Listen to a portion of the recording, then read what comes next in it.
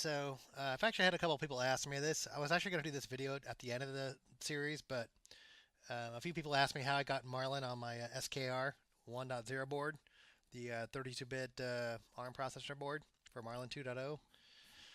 Okay, so first you need to download Marlin Bug Fix 2.0. I'll put a link where you can get this. This actually is put out by Big Tree or Biku, or I'm not even sure how to pronounce that, but so you gotta first get this file here and download that, and then that's gonna actually open up a source folder. And for this one, it's remove this over here. That's my 1.1 board. Here it is. All right. So what this is gonna do, you're gonna get this folder. You're gonna unzip it, unpack it, and in this folder there is a platform.io INA file, and that's what you need. So before it was different with the Marlin, like the Arduino IDE Marlin. You actually, this is actually a version of the MKS 1.3 board, 8-bit board I was messing with.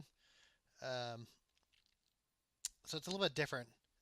But in this new version, you actually run a thing called Atom, and you have to download a program called PlatformIO. There's other videos on how to do that, but this is more like the SKR board, how I got it to work. Let's minimize that. So that's the only difference. So with the Marlin, the early versions of Marlin, you'd basically open up this Marlin file and not open up the IDE environment. So that's the only difference. So you're no longer using this environment, and you're using the Atom environment. And actually, I do like how they restructured the file format. It's different now than it used to be. Whereas before, all your files would be stored in the in the main directory, all the source files. So now what they did is they actually put the configuration H and the configuration advanced H in one folder, and then all the source files in another folder. So which I really like. It definitely makes it a lot more organized. Actually, then there is a Marlin INO file if you wanted to mess with the Arduino IDE, but Atom is way better, I think. But yeah, so all you need to really do is double click on this platform INI. I already have it open already because it's what I was last using here, but pretty basic. It's got to go down, and so once you've modified your files, that version that you downloaded actually has a special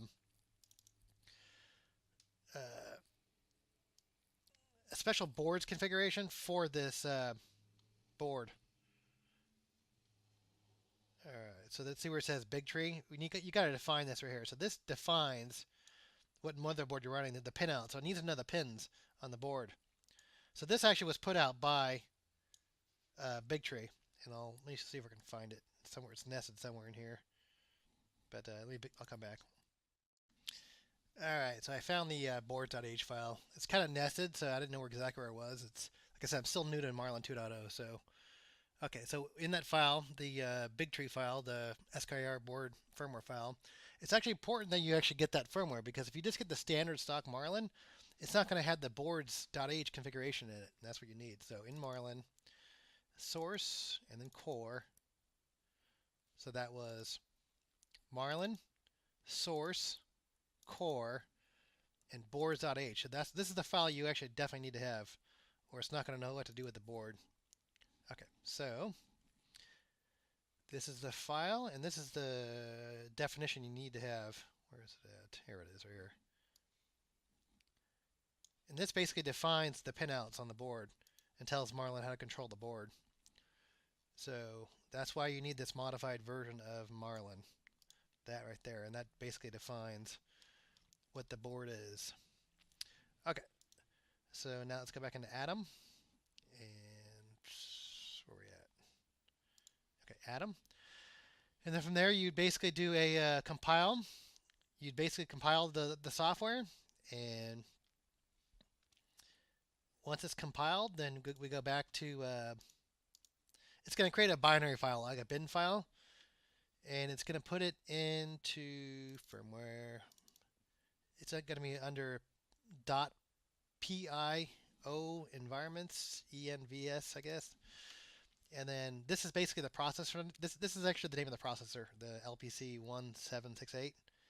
And it will actually create this folder. And this is the file right here, this bin file. So you're going to take that you're going to copy this over to the SD card. And that's it. Boot it up. And once it boots up, you might or might not need a driver. But if you do need the driver and you can't find the driver on the machine, the driver is on, I think it's, where is it at? How? And then USB driver. So let me show you where that was again. So it's marlin, source, HLAL, and this is the processor name, the LPC is 1768, and then it's USB driver right there. So that's it, guys. I was going to do this at the end of the video, but end of the series, but yeah, because there's other people I think are buying these things that want to get this going. So there you go. Cool. Yeah, I'm actually right now. I just did some other fixes to my printer, and now I can start print out the box. So I'm going to print out a new box that's actually higher quality to mount the board, so I can start testing it further. So I already got it working. I just need to actually mount it into the printer now and test it. So cool.